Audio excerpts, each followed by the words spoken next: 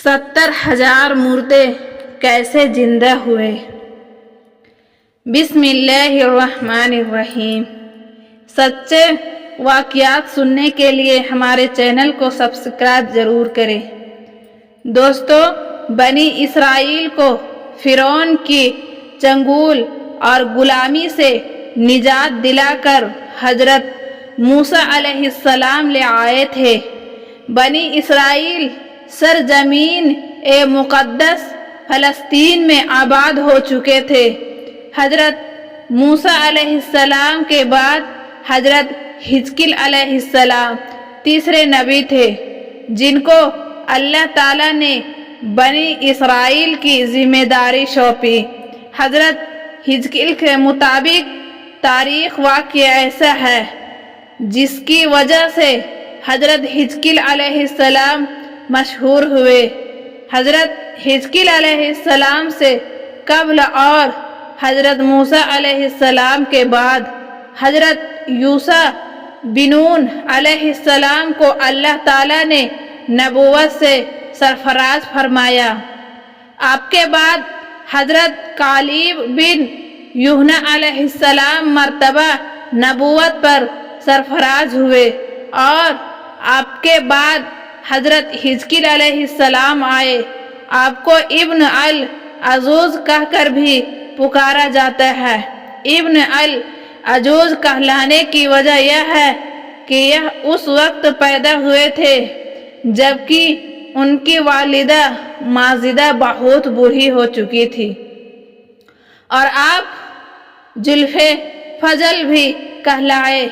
आपका लक़ब जुल्फ़ल इसलिए हुआ कि आपने अपनी कफ़ालत में लेकर 70 अंबिया इकराम को कत्ल होने से बचा लिया था, जिनके कत्ल पर यहूदी कौम आमाद हो गई थी। फिर यह खुद भी खुदा के फजलो करम से यहूदियों की तलवार से बच गए और बरसों जिंदा रहकर अपनी कौम को हिदायत फरमाते रहे। तफसीर अलसावी। हज़रत हिजकील की वजह शोहरत बनने वाला वाक्य कुछ ऐसा है कि बनी इसराइल की एक जमात जो हज़रत हिजकील अलैहिस्सलाम के शहर में रहती थी, मौत के खौफ से शहर छोड़कर जंगल में जाकर रहने लगी। हुआ कुछ यूं कि ताउन की वबा फैल जाने से लोगों की अमवात शुरू हो गई थी, जिसकी वजह से यह लोग मौत के खौफ से शहर छोड़कर जंगल में जा बसे। अल्लाह ताला को उन लोगों की यह हरकत बहुत ज़्यादा नापसंद हुई। अल्लाह ताला ने एक अजाब के फरिश्ते को इस जंगल में भेज दिया, जिसने एक पहाड़ की आड़ में छुपकर और चीख मारकर बुलंद आवाज से यह कह दिया कि मौतुआ यानी तुम सब मर जाओ। और इस मुहीब और भयानक चीख को सुनकर बगैर किसी बीमारी के बिल्कुल अचानक यह सब के सब मर गए। रवायत के मुताबिक फरिश्ते की चीख की वजह से जंगल में आकर बसने वाली सभी अफसराद लुकमा अजल बन गए, जिनकी तादाद 70,000 थी।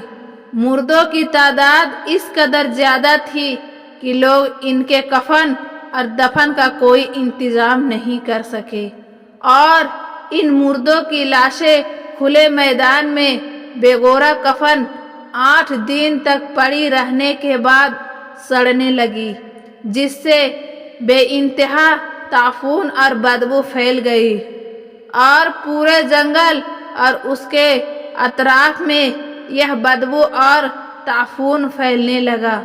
लोगों ने उनकी लाशों को दरिंदों और उनकी बू से खुद को महफूज करने के लिए इस जंगल के इर्द गिर्द एक दीवार बना दी।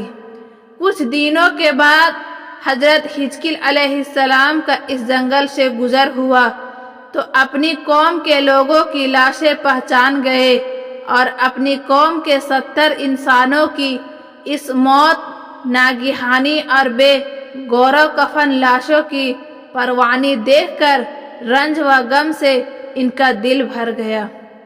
आप दीदा हो गए और बारी ताला के दरबार में दुख भरे दिल से गिड़गिड़ा कर दुआ मांगने लगे कि ए अल्लाह, यह मेरी कौम के अफराद थे जो अपनी नादानी से यह गलती कर बैठे कि मौत के डर से शहर छोड़कर जंगल में आ गए।